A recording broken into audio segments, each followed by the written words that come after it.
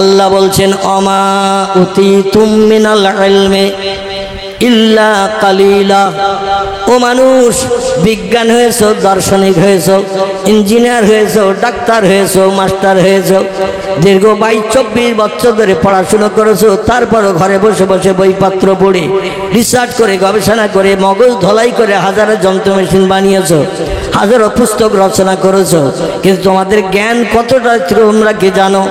দুনিয়ার বিজ্ঞানীদের জিজ্ঞাসাবাদ করেন, যত সৃষ্টি পৃথিবীতে প্রথম এসেছে এই সৃষ্টিগুলো কে বানিয়ে পৃথিবীতে পাঠিয়েছেন? পৃথিবীর বিজ্ঞানীরা সব জায়গায় ফেল। তারা আবার বলে আমরা উচ্চ শিক্ষিত।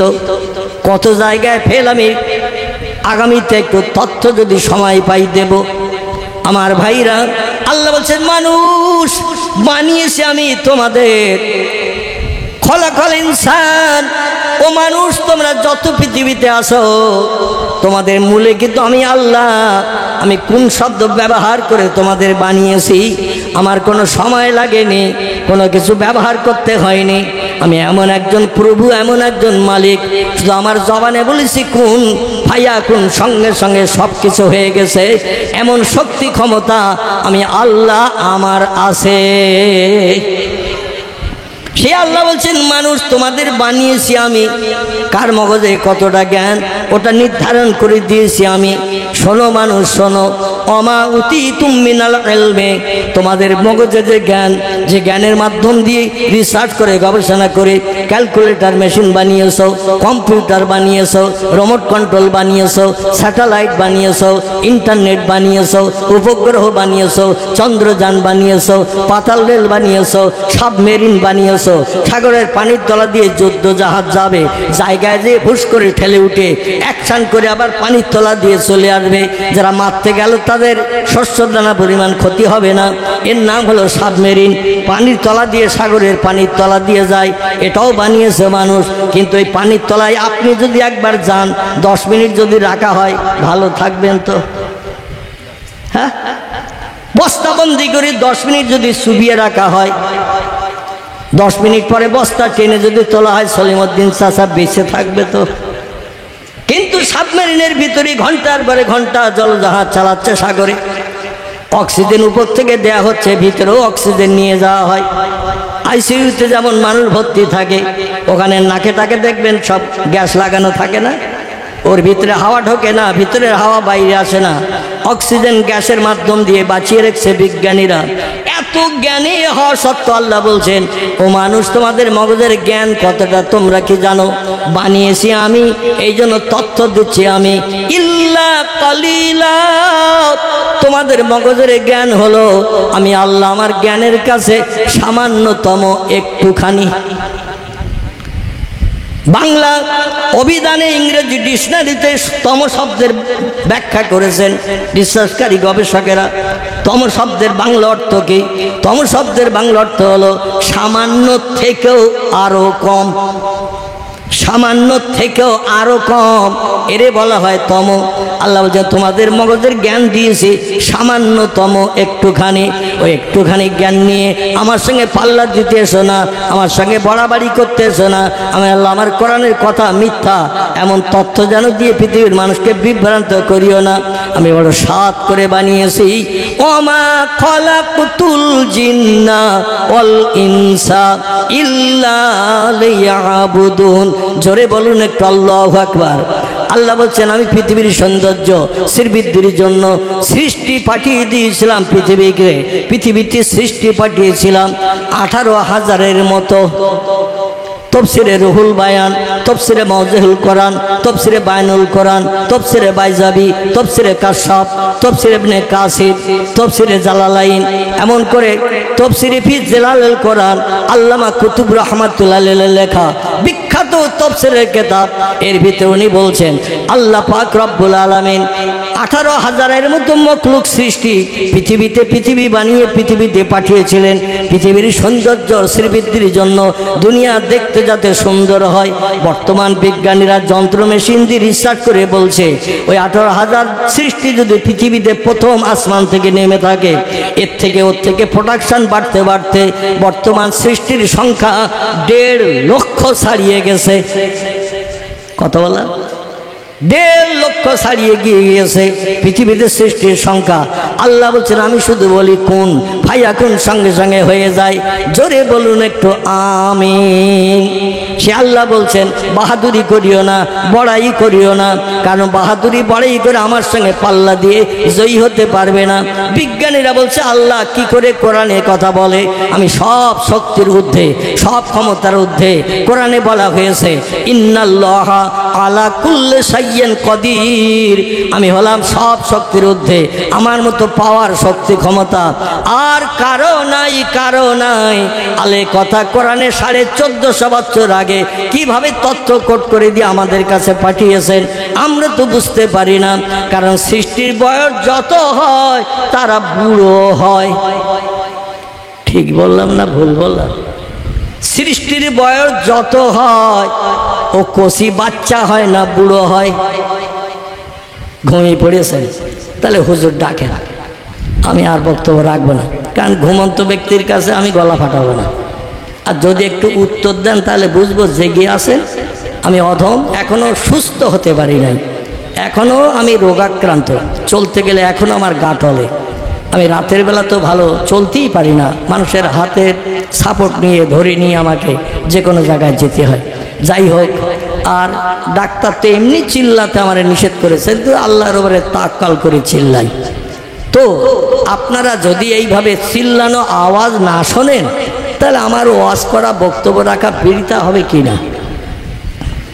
বিজ্ঞানীরা বলছে আল্লাহ যদি এই পৃথিবী বানিয়ে থাকে, খুব ভালো করে শোনেন, আল্লাহ যদি এই পৃথিবী বানিয়ে থাকেন, Japan, German, England, Holland, Poland, Italy, Brazil, Thailand, Singapore, Burma, রেমন, পৃথিবীর বিভিন্ন দেশের বিজ্ঞানীরা রিসার্চ করে গবেষণা করে বলছে পৃথিবীর বয়স কেউ বলেছেন 15,000 বছর, কেউ বলেছেন 25,000 বছর, কেউ বলেছেন 40,000 বছর, কেউ বলেছেন 50,000 বছর, কেউ বলেছেন 1 লাখ।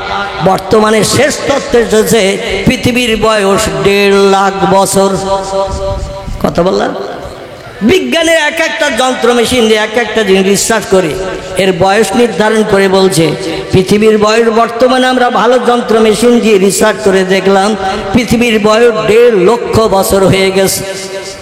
আচ্ছা, এই পৃথিবী যদি আল্লাহ বানিয়ে থাকেন 1.5 লক্ষ বছর আগে, আল্লাহ এখন বাচ্চা আছে না বুড়ো হয়ে গেছে? যুবক আছে না যেমন ছিলেন তেমন আছেন না বৃদ্ধ হয়ে গেছেন? সব জিনিস বয়স হলে তো বৃদ্ধ হয়, বুড়ো হয়। ওরা বলে আল্লাহ এখন লাঠি ধরে চলতে পারে কিনা আমাদের সন্দেহ আছে। বুড়ো চাচা লাঠি দিয়েও হাঁটতে পারে না, যেখানে খায় সেখানে পেশাব সেখানে পায়খানা করে। আর পৃথিবী যদি আল্লাহ বানিয়ে থাকেন 1.5 লক্ষ বছর আগে, আল্লাহ না জানি আব্দুল করিম চাচা, আব্দুর রহমান দাদা, মনোরঞ্জন কাকার থেকে আরো কত বেশি বুড়ো হয়ে গেছে। আর বুড়ো হলে শক্তি ক্ষমতা হ্রাস হয়, বুড়ো হলে রক্তের তেজ কম হয়ে যায়। শক্ত বুট ভাজা যদি বুড়ো দাদারে দেওয়া হয়, মহাত্মা গান্ধীর গালে যেমন দাঁত ছিল না, দেখেছেন না? জাতির জনক, ভারতের জাতির জনক মহাত্মা গান্ধী। বিভিন্ন জায়গায় রাস্তার মোড়ে স্ট্যাচু করা রয়েছে, চোখে চশমা,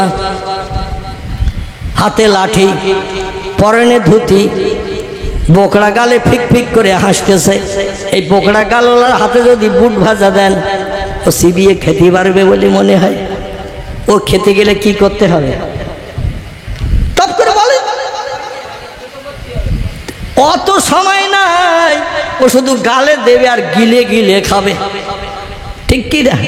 চিবিয়ে আস্বাদ নেওয়ার দরকার নাই। আল্লাহ না জানি কত বুড়ো হয়ে গেছে, আর সেই আল্লাহ এখন আমাদের সঙ্গে বিজ্ঞানের প্রযুক্তির সঙ্গে পাল্লা দিয়ে আল্লাহ কি বুড়ো হয়ে গেছে বলে মনে হয়? আমার ভাইরা, আল্লাহ পাক ইন্নাল্লাহা আলা কুল্লি শাইইন কাদির এর ব্যাখ্যা করা হয়েছে হাদিস শরীফের ভিতরে। আল্লাহু লা ইলাহা ইল্লা হুয়াল হাইয়ুল কাইয়্যুম লা তাখুযুহু সিনাতু ওয়ালা নাওম। আল্লাহ বলছেন, মানুষ তোমরা বয়স বেশি হলে বৃদ্ধ হও, বুড়ো হও, দাঁত পড়ে যায়, চোখের পাওয়ার লেস হয়ে যায়, এটা স্বাভাবিক। পৃথিবীর সব সৃষ্টির নসিবে এটা জোটে, কিন্তু সৃষ্টির দিকে নিদর্শন দেখে আমার সঙ্গে যেন ওই তুলনা করিও না। আমি হলাম বিরল আল্লাহ। জোরে বলুন একটু সুবহানাল্লাহ। তোমরা কৈশোর থেকে যৌবনাক্ত হবে, যৌবনাক্ত থেকে বৃদ্ধ বুড়ো হবে। একদিন আজরাইল দিয়ে তোমাদের চাবি মোড়া দিয়ে প্রাণনাশ করা হবে। ধারণা যেন করিও না আমি তোমাদের মতো মরব। আল্লাহু হাইয়ুন কাইয়্যুম। আমি অতীতে যেমন ছিলাম, বর্তমানে তেমন আছি, ভবিষ্যতেও তেমন থাকবো। না মরবে আল্লাহ? আল্লাহ বলছেন, শোনো, তোমাদের খাওয়ার দরকার হয়, পেশাবের দরকার হয়, পায়খানার দরকার হয়, ঘুমানোর প্রয়োজন হয়, কিন্তু আমি এমন একজন আল্লাহ, লা তাখুযুহু সিনাতু ওয়ালা নাওম। আমার জীবনে কোনোদিন ঘুম লাগে না, ইচ্ছা করে আমি ঘুমাই না। আমি আল্লাহ প্রতিদিন 24 ঘন্টা জেগে থাকি। বান্দাদের কার কি চাহিদা আছে, আর আমার ডেকে বান্দা চোখের পানি ফেলে ডাকবে, আল্লাহ সমস্যার সমাধান করে দাও। আর আমি আল্লাহ প্রধানের মতো, মেম্বারের মতো, এমএলএর মতো, থানার ওসির মতো রাত 12টার পরে নাকের শব্দ গোপ্রসাবের মতো ফোঁস করে তুলে ঘুমাবো। তাহলে জনগণের দেখবে কে? আমি আল্লাহ বানিয়েছি সব সৃষ্টিকে, তাই 24 ঘন্টা জেগে থাকে। সব সৃষ্টির দাবি দেওয়া শুনে আমি আল্লাহ তাদের মুখে হাসি ফুটানোর জন্যে। জোরে বলুন একটু সুবহানাল্লাহ। তোমাদের চেহারার পরিবর্তন হবে, বাচ্চা থেকে যুবক হবে, যুবক থেকে বুড়ো হবে। তার কারণ হলো তোমাদের খাওয়ার দরকার হয়, পেশাবের দরকার হয়, পায়খানার দরকার হয়, ঘুমানোর প্রয়োজন হয়, রোগ বেমারি হলে ট্যাবলেট খেতে হয়, ইনজেকশন দিতে হয়। কিন্তু আমি আল্লাহ, আমি খাই না, আমি ঘুমাই না, আমি পেশাব করি না, আমি পায়খানা করি না। তোমাদের যে সমস্তগুলোর প্রয়োজন দৈনন্দিন, আমার এই প্রয়োজন একটাও নাই। শুধু আমি আল্লাহ, আমার নয়, আমার ফেরেশতারাও খায় না, ঘুমায় না, পেশাব করে না, পায়খানা করে না, স্বামী স্ত্রী মিলন নাই, ওদের কোনো কাম প্রলোভন নাই, ওরা হলো সব বিষয় থেকে আমার মতো মুক্ত। জোরে বলুন একটু সুবহানাল্লাহ, আর একটু জোরে বলুন সুবহানাল্লাহ। এই জন্য আমার সম্পর্কে তোমরা কোনো ধারণা করিও না। আমি আল্লাহ পাক সব সময় দৈনন্দিন 24 ঘন্টা, হাজার হাজার লক্ষ লক্ষ কোটি কোটি বছর কোনোদিন একটু তন্দ্রা ভাব আমার আসে না, সব সময় জেগে থাকি। চিল্লায়ে বলুন আমিন। বিশ্বাস করেন সবাই? বিজ্ঞানীরা যে তত্ত্ব দিয়েছে, সেখান থেকে 1450 বছর আগে একজন পয়গম্বরও এই তত্ত্ব মনে মনে ধারণা করেছিলেন। সে পয়গম্বর আবার সাধারণ পয়গম্বর নয়। কোরআনের ভিতরে টোটাল 27 জন পয়গম্বরের নাম কোট করা হয়েছে। টোটাল কোরআনের ভিতরে এই 27 জন পয়গম্বরের থেকে 25 জন পয়গম্বরের জীবনী আল্লাহ কোরআনে কম বেশি বর্ণনা করেছে। এই 25 জন পয়গম্বরের ভিতরে জালালি কদরের পয়গম্বর যারা ছিলেন, উচ্চ মর্যাদা সম্পন্ন পয়গম্বর যারা ছিলেন, তাদের ভিতরে একজন নাম হলো তার মুসা কালিমুল্লাহ। কি নাম বললাম? নাম হলো তার মুসা কালিমুল্লাহ। আল্লাহ দরবারে মুসা একদিন জিজ্ঞাসাবাদ করছেন তুর পাহাড়ে যে, কোথায়? তুর পাহাড়, যেখানে আল্লাহর সঙ্গে মুসা নবীর টেলিফোন হতো, কথা হতো। বর্তমান যুগের টেলিফোন মেশিন তখন মানুষ নাম জানতো না, হাওয়ার মাধ্যম দিয়ে কথা ঘরের ভিতরে পৌঁছে দেয়, রান্নাঘরে পৌঁছে দেয়। এরকম নাম নিশ্চয় মানুষ জানতো না। হাওয়ায় যাওয়া উড়ে যায় যাত্রী নিয়ে, শূন্যে চলে যায়, মানুষ এটাও বিশ্বাস করে নাই। রেডিও যখন তৈরি হয় নাই, এক জায়গা থেকে সেন্টার থেকে ক্যাসেট চাপাবে আর বাড়ি বাড়ি রেডিওয়ে কথা হবে, এটাও মানুষ বিশ্বাস করেনি। আল্লাহ বলছেন ইয়াসিন অল কোরআনিল হাকিম। জোরে বলুন একটু আল্লাহু আকবার। কোরআন পাকের 22 পারা, সূরাটির নাম হলো সূরাতুল ইয়াসিন। কি নাম বললাম? 22 পারার একেবারে শেষে আল্লাহ এই সূরাটা কোরআন পাকে কোট করেছেন, কোট করে দিয়ে বিশ্ববাসীর মগজ ধলাই করে দিয়েছেন। আল্লাহ বলেন ইয়াসিন অল কোরআনিল হাকিম। আমার মহব্বতের ইয়াসিন বিশ্ব নবীর গুণবাচক নাম। নবীর চরিত্র আখলাক আদর্শ হয়ে আল্লাহ কয়েকটা গুণবাচক নাম ধরে ধরে ডেকেছেন। আমাদের দেশে দেখবেন ভালো নাম একটা থাকে, আবার তার ডাক নামও একটা থাকে। থাকে না? থাকে না? ভালো নাম একটা থাকে, আবার ডাক নাম আছে মিন্টু, ডাক নাম আছে পিন্টু, ডাক নাম আছে নন্টু, ডাক নাম আছে লালটু, ডাক নাম আছে বল্টু, ডাক নাম আছে বাপি, ডাক নাম আছে বাপ্পা, ডাক নাম আছে বাবলু, ডাক নাম আছে বাচ্চু, ডাক নাম আছে ডবলু, ডাক নাম আছে বুলু, ডাক নাম আছে আকাশ। কিন্তু আমি এখনো পর্যন্ত শুনিনি আকাশের নিচে কি। আকাশের নিচে এই জমিনের তলায় কি কি বলি? পাতাল। পাতাল বলি না? এই পাতাল নামটা এখন আমি শুনতে পাইনি। কবে রাখবে মুসলমানের ছেলেরা? বাংলাদেশে ভুরি ভুরি আকাশ নাম পাওয়া যায়, নাম রেখেছে আকাশ। তো পাতাল নামটা রাখ, মিলিয়ে যাক। ঠিক না ভুল? মিন্টু পিন্টু নন্টু ঝন্টু লালটু বল্টু বাপি বাপ্পা বাবলু বাচ্চু ডবলু বুলু, এইভাবে হাজার হাজার নাম মুসলমানদের ছেলেদের আছে না নাই? রাসূল বলছেন ইসমি আওলাদুকুম কাইসমিল আম্বিয়া। ও দুনিয়ার উম্মতে মণ্ডলীরা শোনো, উম্মতে মুহাম্মাদিরা শোনো, আল্লাহ যদি তোমাদের কোনো পুত্র সন্তান দান করে, ছেলে যদি দেয়, একটু কাইসমিল আম্বিয়া নবীদের নামের সঙ্গে ছেলেদের নামগুলো একটু মিলিয়ে রাখবে। কাদের সঙ্গে নাম রাখতে বলেছে? আল্লাহ বলছেন, নবী বলছেন নবীদের নামের সঙ্গে ছেলেদের নামগুলো মিলিয়ে রাখবে। আল্লাহ যদি কোনো কন্যা সন্তান দান করে, মেয়েদের নামগুলো নবীর বিবিদের নামের সঙ্গে মিলিয়ে মিলিয়ে রাখবে। সাহাবীরা বলেন মা হিয়া ইয়া রাসূলুল্লাহ। ওল মডেলের যুগের পয়গম্বরদের নামের সঙ্গে, ওল মডেলের যুগের পয়গম্বরের বিবিদের নামের সঙ্গে আমাদের ছেলে মেয়েদের মডার্ন যুগের নাম রাখলে লাভ কি হবে? মানুষ লাভে লোহা বইতে চায়, বিনা লাভে তুলো কেউ মাথায় নিতে চায় না। এখন ওই নাম রাখলে পূর্ণ যুগের নাম, হাজার হাজার বছর আগের নাম রাখলে লাভ কি হবে? রাসূল বললেন সাহাবীরা আদম সফিউল্লাহ থেকে নিয়ে ঈসা রুহুল্লাহ পর্যন্ত, ইহা তাক আমি মুহাম্মদ রাসূলুল্লাহ পর্যন্ত যদি কোনো ব্যক্তি তাদের ছেলেদের নাম পয়গম্বরদের নামের সঙ্গে রেখে দেয়, একটাও নবী হাসরের মাঠে জাহান্নামী হবে না। সব নবী হিসাব নিকাশ বিহীন আল্লাহর জান্নাত হালাল বানাবে।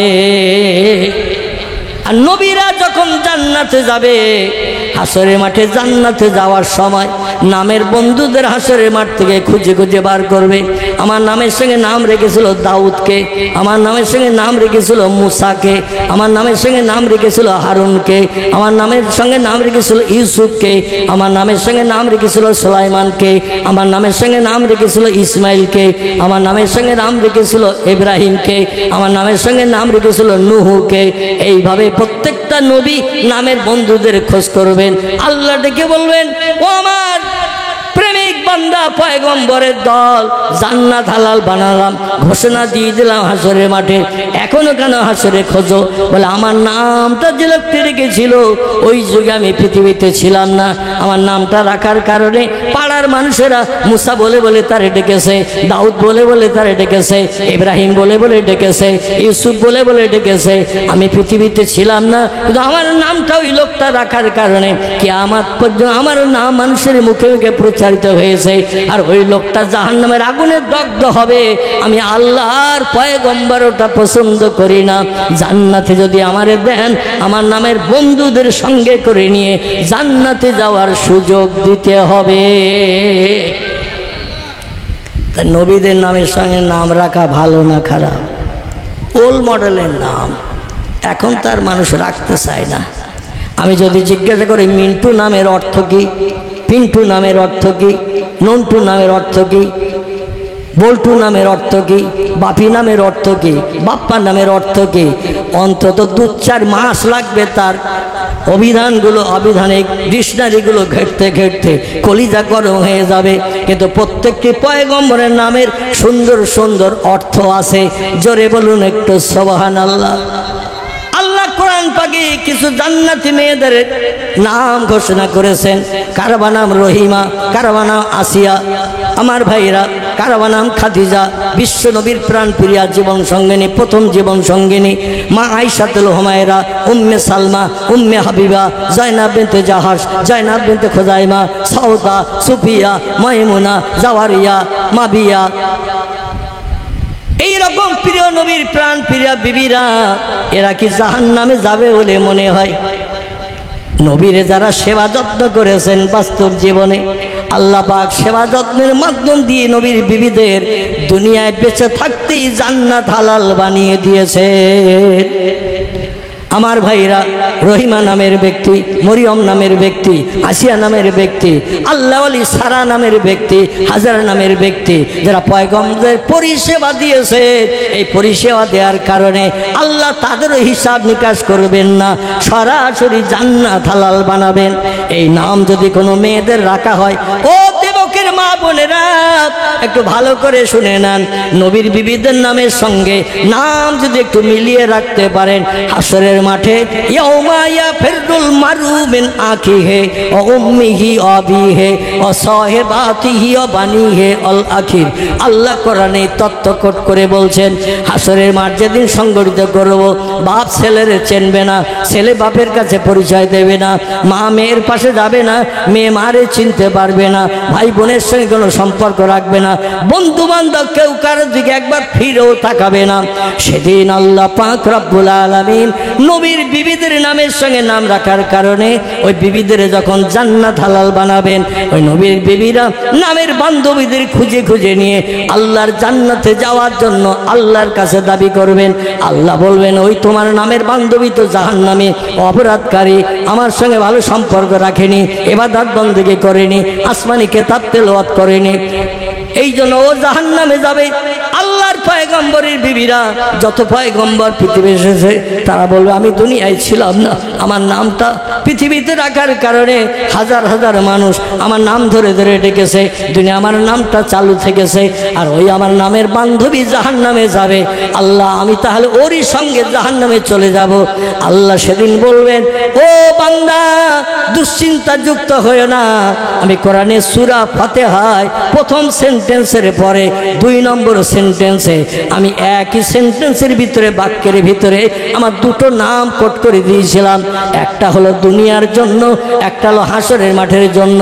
যদিও সেদিন আল্লাহ পাক হাদিস শরীফে এসেছেন, আল্লাহ হাসরের মাঠে কাহার নাম নিয়ে বিচার শুরু করবেন, জাব্বার নাম নিয়ে, গাম্ভীর্য মেজাজ নিয়ে আল্লাহ পাক কারোর দিকে সদয় হবেন না। কার চেহারা দেখতে ভালো, কার বংশ গৌরব ভালো, কার অর্থ সম্পদ জায়গা জমি বেশি আছে, তার একটু ফ্যাসিলিটি দেওয়া হবে, এই রকম বিষয়টা সেদিন হবে না। আল্লাহ সেদিন কাহার নাম নিয়ে, জাব্বার নাম নিয়ে বিচার শুরু করবেন। এক চুল পরিমাণ কারো দিকে পক্ষপাতিত্ব করবেন না। মিজানের দাড়ি পাল্লায় নেকি বুদ্ধি চাপানো হবে, নেকির পাল্লার দিকে, সওয়াবের দিকে পাল্লা যদি ঝুঁকে যায়, তাহলে লোকটা জান্নাতে সাব্যস্ত হবে, নারী হোক বা পুরুষ হোক। আর যদি পাপের পাল্লার দিকে মনিকাটা ঝুঁকে যায়, লোকটি অপরাধী সাব্যস্ত হবে। আল্লাহ বলবেন, ও আমার ফেরেশতারা, শুনে নাও, জেনে রেখে দাও, ওয়ালা হুম মাকামি মিন হাদিদিন কুল্লামা আরাদু আইয়াখরুজু মিনহা মিনাল গাম্মি উইদু ফিহা ওয়াযুকু মিন আযাবিল হারিক। জোরে বলুন একটু আল্লাহু আকবার। আল্লাহ সেদিন বলবেন, এ আমার ফেরেশতারা, ওদের গলায় লোহার শিকলের দড়ি পরিয়ে দাও, গরু ছাগলের মতো হড় হড় করে টানতে টানতে আমার জাহান্নামের দিকে নিয়ে যাও। আচ্ছা, আমাদের যদি গলায় লোহার শিকলের দড়ি গরু ছাগলের মতো পরিয়ে হাসরের মাঠে ফেরেশতারা যদি জাহান্নামের দিকে নিয়ে যায়, কে কে যেতে রাজি হবে না? একটু হাত তোলেন। জাহান্নাম হলো অনল অগ্নিকুণ্ড, জাহান্নাম হলো অনল অগ্নিকুণ্ড, দাউ দাউ করে জ্বলছে। এই আগুনের দিকে কেউ যাবে, বরং জাহান্নামের গর্জন আওয়াজ শুনে হাসরের মাঠে বান্দারা বেহুশ হয়ে যাবে, গম গম গম গম জমজম জমজম করে একটা আওয়াজ করবে জাহান্নাম। আল্লাহ বলবেন জাহান্নামকে ফেরেশতারা 70,000 লোহার শিকল দিয়ে একটু দূরে নিয়ে যাও। আমার প্রেমিক বান্দারা জাহান্নামের গর্জন আওয়াজ শুনে ভয় পাচ্ছে। যারা জাহান্নামের ধারে পাশে যাবে না, জাহান্নামে দগ্ধ হবে না, তারা আওয়াজ শুনে ভীতর সন্ত্রস্ত হচ্ছে, জাহান্নামকে একটু দূরে সরিয়ে নিয়ে যাও। ফেরেশতারা টেনে নিয়ে যেতে চাইবে, কিন্তু জাহান্নাম দূরে যাবে না। ও শুধু বলবে খাবো খাবো খাবো। কে কে আসে আল্লাহ আমার ভিতরে ভরিয়ে দাও, ওদের খেয়ে একটু কলিজা ঠান্ডা করি। লক্ষ লক্ষ বছর ধরে আমি শুধু অপেক্ষায় আছি, আমার খোরাক কারা হবে। ফেরেশতারা বলে আল্লাহ 70,000 লোহার শিকলের দড়ি, সাবুনা জেরাগান 70,000 লোহার শিকলের দড়ি দিয়ে জাহান্নামকে টেনে নিয়ে যাবে। ফেরেশতারা জাহান্নামকে টেনে নিয়ে যেতে পারবে না। ফেরেশতা বলেন আল্লাহ আমরা তো অপারগ, এত ফেরেশতা ধরে জাহান্নামের টানি, জাহান্নাম তো যায় না। আল্লাহ বলবেন ফেরেশতা কুম কুম কুম, একটু দাঁড়াও দাঁড়াও দাঁড়াও, আমি জাহান্নাম যাতে দূরে যাই, প্রেমিক প্রেমিকা বান্দাদের যাতে ভয় না হয়, অস্বস্তি না হয়, অসুবিধা না হয়, আমি ব্যবস্থা করে দিয়েছি। আল্লাহ পাক সামান্য একটু পানি ফেরেশতাদের হাতে দেবেন। কি দেবেন? একটু পানি দেবেন, পানি। এই পানি দিয়ে বলে এই পানিটা জাহান্নামের উপরে নিক্ষেপ করো। যেই জাহান্নামের উপরে পানিটা নিক্ষেপ করবে, সঙ্গে সঙ্গে জাহান্নামের গর্জন বন্ধ হয়ে যাবে এবং দূরেই জাহান্নাম সরে যাবে। আর কোন আওয়াজ হাসরের মাঠে কোনো ব্যক্তিরা শুনতে পাবে না। জোরে বলুন একটু সুবহানাল্লাহ। সাহাবীরা বলছি ইয়া রাসূলুল্লাহ, ওই পানিটা কি পানি? আল্লাহ নবী বললেন ও মিনাল লাইলে ফাতাহাজ্জাদ বিহি নাফিলাতাল লাক আসা আইয়াবা আসাকা রাব্বুকা মাকামাম মাহমুদা। জোরে বলুন একটু আল্লাহু আকবার। নবী বলছেন সাহাবীরা তোমরা জানো না জাহান্নাম ভয় পাবে, গমগমানি আওয়াজ বন্ধ করবে, দূরে সরে যাবে। একটুখানি পানি জাহান্নামে নিক্ষেপ করলে এই পানিটা কৌসারের পানি নয়, এই পানিটা আবে হায়াতের পানি নয়, এই পানিটা দুনিয়ার সাগরের পানি নয়, এই পানিটা ডাবের পানি নয়, এই পানিটা পুকুরের পানি নয়, এই পানি আসমানি বৃষ্টির পানি নয়, এই পানি হলো আমার নবীর উম্মতদের চোখের পানি। জোরে বলুন একটু সুবহান। আমার ভাইরা আল্লাহ কোরআনে বলছেন জাহান্নামের আগুন থেকে যদি উম্মতি মুহাম্মাদিরা নিষ্কৃতি পেতে চাও, দুটো কাজ একটু কম বেশি করে করে নাও। কটা কাজ? দুটো কাজ। একটু কম করো বেশি করো, একটা কাজ কম করো, একটা কাজ বেশি করো। কোরআনই তথ্য দিয়ে দিচ্ছেন বিসমিল্লাহির রহমানির রহিম ফালিয়াদহাকু কালিলাও ওয়ালিয়াবকু কাসীরা। চিল্লায়ে বলুন একটু আল্লাহু আকবার। আল্লাহ কোরআনে এই তথ্য কোট করে দিয়ে বলছেন উম্মতি মুহাম্মাদিরা জাহান্নাম যদি হারাম বানাতে চাও, জান্নাত যদি হালাল বানাতে চাও, কোটি কোটি বছর ফেরেশতাদের মাধ্যম দিয়ে জান্নাতে ঢোকার পরে হুরগেলেমানদের নিয়ে আনন্দ ফুর্তি যদি করতে চাও, সেখানে এক একটা বেটা ছেলে পুরুষকে জান্নাতের ভিতরে 18 বছরের সুন্দরী যুবতী নারী তার পরিষেবা দেওয়ার জন্য 70টা করে এক একটা পুরুষের জন্য বরাদ্দ করা হবে। জোরে বলুন একটু সুবহানাল্লাহ। বান্দা মনে মনে যেটা চিন্তা করবে সঙ্গে সেটা সামনে এসে হাজির হবে। কোনো অভাব জান্নাতে থাকবে না, কোনো দুঃখ চিন্তা থাকবে না, কোনো রোগ বেমারি হবে না, কোনো অস্বস্তি হবে না। এক একদিন এক একটা বিল্ডিংয়ে জান্নাতীরা হুরগেলেমানদের নিয়ে আনন্দ উপভোগ করতে থাকবে। এক বিল্ডিংয়ে 6 মাস থাকতে হবে না, আর আমাদের এক ঘরে সারা জীবন থাকতে হয়। ঠিক না ভুল? এক ঘরে সারা জীবন থাকতে হয়। সলিমউদ্দিন চাচার ঘরে গেলে তার স্ত্রী কি জায়গা দেবে নাকি? নাউজুবিল্লাহ। যে আমার বউ আছে, আমার ঘরে থাকার সুযোগ নাই, কেবল আমি থাকবো বউর পাশে। ঠিক না ভুল? কিন্তু জান্নাতের ভিতরে দৈনন্দিন জান্নাতীরা ঘর পাল্টে পাল্টে থাকবে। লক্ষ কোটি বছর পেরিয়ে গেল এক ঘরে জান্নাতীদের 2 দিন থাকতে হবে না। যদি বলেন হোয়াট ইজ দ্য ডকুমেন্ট, তার নাসাই শরীফের একটা হাদিসের কথা বলি। আল্লাহর পয়গম্বর বলছেন, কম আমল করে যে লোকটা জান্নাতের ভিতরে ঢুকবে, পাপ নাই, অপরাধ নাই, ভুল নাই, অন্যায় নাই, তা সবও তেমন ভালো করে নাই, অল্প সব করেছে। সব বান্দাবান্দির হিসাব নিকাশের পরে আল্লাহ পাক দেখবেন এই বান্দাটারে ওর অপরাধ বলতে কিছু নাই, পাপের পাল্লা একেবারে খালি, কিচ্ছু তাতে নাই। তবে জীবনে একদিন আল্লাহু আকবার বলেছে, আলহামদুলিল্লাহ বলেছে, লা ইলাহা ইল্লাল্লাহ জপ করেছে। সারা জীবনে যদি একটা বার এই জপ কোনো বান্দার জবান দিয়ে ঠোঁটের মাধ্যম দিয়ে জারি হয়, আল্লাহ তাকেও জান্নাত হালাল বানিয়ে দেবেন। জোরে বলুন একটু সুবহানাল্লাহ। সাহাবীরা বলছে, ইয়া রাসূলুল্লাহ, ওই লোকটার জন্য কেমন জান্নাত হবে? আল্লাহ নবী বলছেন, আল্লাহ একটু কম দরজার জান্নাত তার দেবেন, কারণ পকেটে পয়সা কম। ও তো ইলিশ মাছের দাম জিজ্ঞাসা করে, দাম জিজ্ঞাসায় পর্যন্ত শেষ, কারণ মাছ কি কিনতে পারবে? টাকা নিয়ে গেছে 10 টাকা, ইলিশ মাছের কেজি জিজ্ঞাসা করছে, বলছে 1200 টাকা। ও আর দাঁড়াবে ওখানে? এ দাঁড়াবে? দাঁড়াবে না, কারণ পকেটে আছে 10 টাকা। ইলিশ মাছের দাম জিজ্ঞাসাই বেকার হয়ে গেছে, 1200 টাকা কেজি। আর 1 কেজি 900 ওজনের ইলিশ মাছ ছাড়া ছোট মাছও নাই যে 10 টাকার একটু কেটে টেটে নেব। ও লোকটা দাঁড়ানো যেমন সম্ভব না। জান্নাত বিভিন্ন কোয়ালিটির আছে। এই কম দরজার আমলকারী জান্নাতি, আল্লাহ তার একটা জান্নাত দান করবেন। এই জান্নাতটা বড় হবে না ছোট হবে? আমল কম, আমল কম। এই জন্য তার জন্য আমল বেশি যাদের, তাদের জান্নাতকে আল্লাহ ওরে দেবে। আল্লাহ কোনো পাঁচলুটি করবেন না, আল্লাহ কোনো রকম 2 নম্বরই করবেন না, নাউজুবিল্লাহ। যে যেমন আমল নিয়ে যাবে, আমলের বদৌলতে তার প্রাপ্ত মূল্য তেমন হবে। এই লোকটি একটু কম দরজার জান্নাত হবে, বলবে ইজহাব এলাল বাইত, এই দরজা দিয়ে ভিতরে ঢুকে যাও, তোমার জন্য এই ঘর বরাদ্দ করা হয়েছে। সাহাবীরা বললেন, তার জান্নাতটা কেমন হবে? আল্লাহ নবী বললেন, সাহাবীরা, সব থেকে কম আমলের জান্নাতের জন্য আল্লাহ পাক তাম পৃথিবীর এরিয়া যতটা, এইরকম 10টা পৃথিবীর এরিয়ার মতো তার জান্নাতটা হবে। একটু জোরে বলুন। তাম পৃথিবীর এরিয়া যত, বর্তমান 256টির মতো দেশ পৃথিবীতে বিদ্যমান। এই সব দেশগুলো মিলে পৃথিবী। আবার পৃথিবীর দ্বীপগুলো সব ছোট ছোট, ফুটবলের মতো। সাগর বড় না জমিন বড়? দেশের জায়গা বড় না সাগর বড়? সাগর বড়। সাগরের এক মাথায় দাঁড়ালে অপর মাথার গাছপালাকে দেখতে পাওয়া যায়। বিজ্ঞানী বলছেন, পৃথিবীর 4 ভাগের 3 ভাগ পানি, 1 ভাগ মাটি। সাগর হলো মাটির থেকে 3 গুণ বেশি, 4 গুণে 3 গুণ বেশি। এই তাম পৃথিবীতে সাগর আছে, ঝোপঝাড় জঙ্গল আছে। আফ্রিকার জঙ্গল নাম শুনেছেন? আমাজন।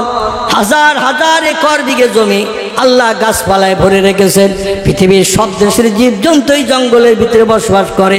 সব দেশে যত গাছ, তত গাছ এই জঙ্গলের ভিতরে আছে। এর নাম হলো আমাজন জঙ্গল। এই জঙ্গল পৃথিবীর সব দেশে কম বেশি আছে না নাই? সাগর আছে না নাই? ভারত মহাসাগর, বঙ্গোপসাগর, আরব সাগর, লোহিত সাগর, প্রশান্ত মহাসাগর, ভূমধ্য সাগর, নীল দরিয়া, আরব সাগর আছে না নাই? সব সাগর এবং দুনিয়ার যত দেশ, সব দেশগুলো দিয়ে ঝোপঝাড় জঙ্গল যা আছে, সব যদি একসঙ্গে দেয়া হয়, নবী বলছেন পৃথিবীর এরিয়া যতটা, এইরকম 10টা পৃথিবীর মতো কম দরজার আমলওয়ালার জন্য আল্লাহ জান্নাত বরাদ্দ করে দেবে। এই জন্য যত লক্ষ বছর জান্নাতে থাকবেন, এক ঘরে হরিগেলে মান্দা নিয়ে রাত যাপন করতে হবে না। জোরে বলুন একটু সুবহানাল্লাহ। দৈনন্দিন নিত্য নৈমিত্তিক আপনি ঘর পাল্টিয়ে পাল্টিয়ে থাকতে পারবেন, আর যেটা মনে করবেন সেটা পাবেন। আমরা সেটা চাই না, চাই না। একটু কথা বলেন, আমরা সেটা চাই নাকি না চাই না? ইন্নাল্লাযীনা কাফারু ওয়া কাযযাবু বিআয়াতিনা উলাইকা আসহাবুন নারি হুম ফিহা খালিদুন। সূরা বাকারা। আল্লাহ বলছেন, নিশ্চয় আমারে না দেখে যারা বিশ্বাস করলো না, ওয়া কাযযাবু বিআয়াতিনা, আমার কোরআনের কথাকে যারা মানতে অস্বীকার করলো, কোরআন অবিশ্বাস করলো, কোরআন সত্য ধর্মগ্রন্থ বিশ্বাস করলো না। উলাইকা আসহাবুন নার, এরা হবে জাহান্নামের ইন্ধন। অহুম ফিহা খালিদুন, যুগ যুগ যুগ যুগ যুগ যুগ ধরে ওই জাহান্নামের আগুনে দগ্ধ হবে। কারণ মরণ হবে একবার, তাম পৃথিবীর সব সৃষ্টির মরণ হবে একবার, দ্বিতীয়বার কোনো সৃষ্টির মরণ হবে না। আমার ভাইরা, মরণ হবে জীবনে একবার, সেই মরণ হলো এই পৃথিবীর মরণ।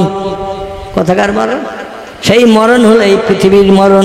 এই পৃথিবীর মরণ বরণ করার পরে আল্লাহ কোরআনে সূরা বাকারায় বলছেন, সুম্মা ইহুইকুম, তোমাদের আবার জিন্দা করা হবে। কবরের ভিতরে শ্মশানের চিতায় ছাই হয়ে গেল, আবার জিন্দা করা হবে। বাঘের পেটে কবর হলো, সেখানে তোমাদের জিন্দা রাখা হবে। সাগরের পানির তলায় নৌকা ডুবে হয়ে পানির তলায় চলে গেলে মাছের এমন করে হাঙর কুমির জলস্থি কিংবা কোনো বিভিন্ন মানুষ খেগো জন্তুর গালের ভিতরে যদি চলে যান, সেখানে আমি আল্লাহ তোমাদের জিন্দা করে রাখবো। আল্লাহ কোরআনে একটা তত্ত্ব কোট করে দিয়েছেন আমাদের মগজ সাফ করার জন্য। পানির তলায় 10 মিনিট থাকলে বাঁচবো না, কিন্তু আল্লাহ পাক তার একজন প্রেমিক পয়গম্বর নবীকে 40 দিন 40 রাত পানির তলায় মাছের পেটের ভিতরে আল্লাহ তারে বাঁচিয়ে রেখেছিলেন। একটু জোরে বলুন। এই পয়গম্বরের নাম হযরত ইউনূস। কি নাম? ইউনূস নবী টাইগ্রিস নদীতে নৌকার যোগে ওপারে পেরিয়ে যাচ্ছিলেন। নৌকা মাছ ধরিয়া যে পাক খেতে শুরু করলো। গোনা পড়া লোক ছিল গণৎকার, বলল নদী কেন নৌকা যায় না, এখানে কেন পাক খায়, বিপদ হবে, অসুবিধা হবে। গণৎকারকে বললো গোনা পড়া করো, কি অসুবিধা হয়েছে, সামনে কেন এগিয়ে যায় না। গণৎকার গড়া ফাড়া করে বলল, এই নৌকার ভিতরে একটা চোর আছে। চোর কি আছে? একটা চোর আছে, চোর। তবে স্বাভাবিক মালমাত্রা চুরি করা চোর নয়, সে চোর হলো মালিকের না বলে দেশ থেকে পালিয়ে চলে যাচ্ছে। মালিকের অনুমতি না নিয়ে যে দেশে তার বসবাস। হুব্বুল অতনে মিনাল ঈমান, হাদিস শরীফে একটি তথ্য এসেছে। আমার ভাইরা, ঈমানের অর্ধেক অংশ হলো যে দেশে জন্মগ্রহণ করেছেন সেই দেশে বসবাস করো। দেশের প্রেম, দেশের মহব্বত, ভালোবাসা, এটা হলো ঈমানের অর্ধাংশ। জোরে বলুন একটু সুবহানাল্লাহ। ওই লোকটি দেশ থেকে পালিয়ে চলে যাচ্ছে, কারণ আল্লাহর আসমানি গজব আসবে। তাই জিবরিল আমিন মারফত খবর হয়েছে আল্লাহ এই দেশে আসমানি গজব দান করবে। যদি বাঁচতে চাও চিন্তা ভাবনা নাও। ও বলে এই দেশে যখন আল্লাহর আসমানি গজব আসবে তাহলে দেশ ছেড়ে অন্য দেশে যাই। তাই টাইগ্রিস নদীতে নৌকা যোগে পার হয়ে অপর দেশে যেতে চাচ্ছিল। মাছ ধরিয়া যে নৌকা পাক খেতে শুরু করেছে। গণৎকার তথ্য দিয়েছে, দেওয়ার পরে মাঝি মোল্লা বলল, কে আসো, কে আসো, চুরি করে এই নৌকায় উঠেছ, মালমাত্তা হোক, জিনিসপত্র হোক, কিংবা কোনো মালিকের না বলে কে চুরি করে ওই দেশে যাচ্ছ? এই টাইগ্রিস নদী পার হয়ে যায়, লম্বা আড়পাড়ির নদী। এই নদী পেরিয়ে কে যাচ্ছ বলো? এখন নবীরা কি মিথ্যা কথা বলে? কথা বলে? আচ্ছা, এই রকম বিপদে যদি আমরা পড়ি, আমরা কেউ স্বীকার করব যে আমি চুরি করে যাচ্ছি আমার দেশ থেকে অন্য দেশে? দেবকের লোকেরা বলবে না নাকি? আমার ভাইরা, আল্লাহ নবী বলছেন আকবারুল কাবায়েরে শাতমুর রাজুল কওলুজ জুর ওয়া শাহাদাতুজ জুর ওয়া শাহরুল ওয়ালিদাইন। নবী বলছেন পৃথিবীতে 4টে পাপ হলো বড় পাপ। কি পাপ? পাপ ছোট বড় আছে না নাই? পাপ ছোট বড় আছে। আল্লাহ বলছেন 4টি পাপ হলো বড় পাপ। সাহাবীরা বলেন, মা ইয়া রাসূলুল্লাহ, আমরা যতদিন হায়াতে বাঁচবো বড় পাপ করব না, কারণ বড় পাপী হলে জাহান্নাম বরাদ্দ হবে, কোনোদিন জাহান্নাম থেকে নিষ্কৃতি পাবো না। রাসূল বললেন, শাররুল ওয়ালিদাইন, পিতা মাতার অবাধ্য হয়ে যে ছেলেরা চলবে। খুব ভালো করে শোনেন দেবকের যুবক ভাইরা, ততদিন বাপ মা আপন থাকে যতদিন ওই ছেলেটার বিয়ে না হয়। বাপ মায়ের আপন থাকে ছেলেরা ততদিন যতদিন ছেলেটার বিয়ে না হয়। আর বিয়ের পরে 1-1.5 মাস 2 মাস যেতে না যেতে বিশেন মন্ত্রীর কান কামড় খেয়ে ও ছেলেটা বাপ মার শত্রু হয় না, হয় না। বিশেন মন্ত্রী বোঝেন তো নাকি, যিনি বিছানায় বালিশের পাশে শোয়ার জায়গা পায়, এনারে বলা হয় বিশেন মন্ত্রী। আর বিশেন মন্ত্রী বালিশে পাশে শুয়ে শুধু কানে কামড় দেয়, কানে কামড় দেয়। বলে কামড়াচ্ছিস কেন? বলে তোমার বাপ মারে আমি চোখে দেখতে পারি না, তোমার বাপ মার কথাবার্তা আমার কাছে বিষের মতো লাগে, কবে তুমি আলাদা হবে তাই বলো। বলে আমার বুড়ো বাপ মা, বলে ওনারা ওনাদের জায়গা দেখে নেবে, যদি বাপ মারে আলাদা না করো তাহলে আমি চলে যাচ্ছি বাপের বাড়ি, তুমি বাপ মা নিয়ে থাকো। জোরে বলুন একটু নাউজুবিল, একটু জোরে বলুন নাউজুবিল্লাহ। অধিকাংশ ছেলেরা স্ত্রীর কান কামড়ানি খেয়ে গর্ভধারিণী জনম দুঃখিনী মা 4-5 বছর পর্যন্ত ছেলেটারে লালন পালন করে মানুষ করেছে, হাঁটা চলার সুযোগ করে দিয়েছেন। 2.5 বছরের মতো বুকের দুধ পান করিয়েছেন, গালের খাবারটা বার করে মা জন্যই ছেলের গালে দিয়েছে, নিজে অনাহারা থেকেছে কিন্তু নিজে খাননি, বাচ্চারে সবসময় পেট তাজা করে রাখার চেষ্টা করেছে। ছেলে রোগগ্রস্ত হয়ে কাঁদলে মা সেই কান্নায় চোখের পানি ফেলে জামা কাপড় ভিজিয়েছে, মা অনেক সময় খাওয়া বন্ধ করে দিয়েছে। আমার ছেলের কি রোগ হলো, রাত দিন 24 ঘন্টা কেন কাঁদে? মায়েরা সব থেকে বেশি ব্যথা এই সন্তানের দুঃখে দুঃখিত হয় না, হয় না। আর যেই ছেলে নিজের পায়ে দাঁড়িয়ে গেল, জীবন সঙ্গিনী একজন পেয়ে গেল, সঙ্গে সঙ্গে বাপেরে বলে গেট আউট, বাংলা বলে না, বাপেরে বলে গেট আউট। বাপ বলে ছোটবেলায় বাজার করতে গেছি, একটা সবজি না কিনে তোর জন্য খাবার কিনে এনেছি, কারণ বাড়ি আসলেই তুই খাবার চাবি, দৌড়িয়ে যাবি রাস্তার উপরে, এটা তো তোর অভ্যাস, তাই তোর খাবার না নিয়ে কোনোদিন বাড়ি আসি না। রান্নাঘরের জলকির ভিতর দিয়ে পিছনের দিকে তাকালে এখনো দেখতে পাওয়া যায় সন্দেশের প্যাকেটের মোড়ক, এখনো ঝুড়িখানি 2 ঝুড়ি 5 ঝুড়ি আছে। তোরে কত সন্দেশ খাইয়েছি, কত মিষ্টি খাইয়েছি, কত বাদাম ভাজা, বুট ভাজা, কটকটি, কত লজেস তোরে কিনে এনে খাইয়েছি, এখনো রান্নাঘরে পিছনে খুঁজলে প্যাকেট পাওয়া যাবে, জরি পেপার পাওয়া যাবে। আর আজকের আমারে বলছে গেট আউট। তোরে মাধ্যমিক পাশ করাইছি, 1st ডিভিশনে পাশ করেছি, 3টে প্রাইভেট মাস্টার দিয়েছিলাম, ইংরেজির ফোকা হয়ে গেছিস।